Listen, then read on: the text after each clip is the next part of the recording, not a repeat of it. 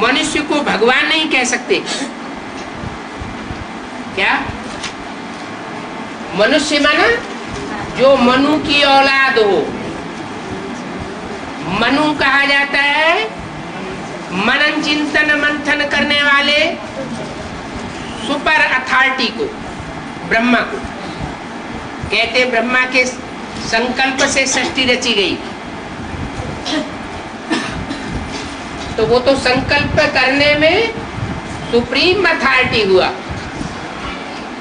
और उस मनु की जो संतान होते हैं उनको कहा जाता है मनुष्य। वो और कोई जन्म में नहीं होते, सिर्फ कलयुग के अंत और सतयुग के आदि में ही मनु की संतान होते हैं। ब्रह्मा की संतान ब्राह्मण कहो, मनु की संतान मनुष्य कहो। इसलिए शास्त्रों में गायन है कि मनुष्य जन्म दुर्लभ है। सतयुग में देवताएं होते हैं, त्रेता में क्षत्रिय होते हैं, द्वापर में वैश्य होते हैं, कलयुग में सब शूद्र होते हैं।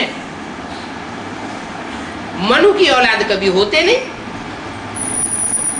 जब मनु प्रैक्टिकल में मौजूद हो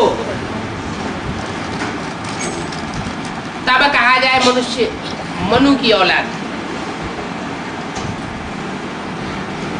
तो मनुष्य को भगवान नहीं कह सकते। माने जिसके अंदर भी मनन चिंतन मंथन जब तक चलता है,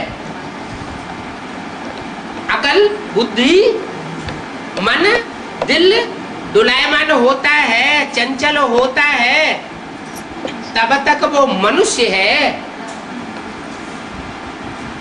भगवान नहीं हो सकता। भगवान उसको कहा जाएगा जिसको कोई चिंता न हो।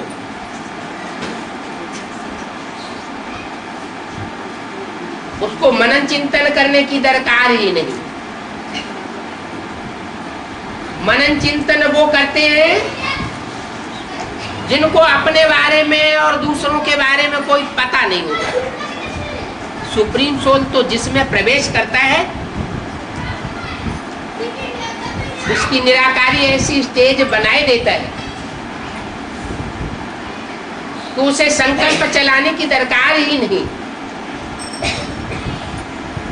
क्योंकि उसे अपने पार्ट की अनुभूति हो जाती है। जिसे अपने पार्ट की अनुभूति हो जाए उसे मंथन मनन चिंतन करने की दरकार ही नहीं। इसलिए कहा मनुष्य को भगवान नहीं कहा जाता।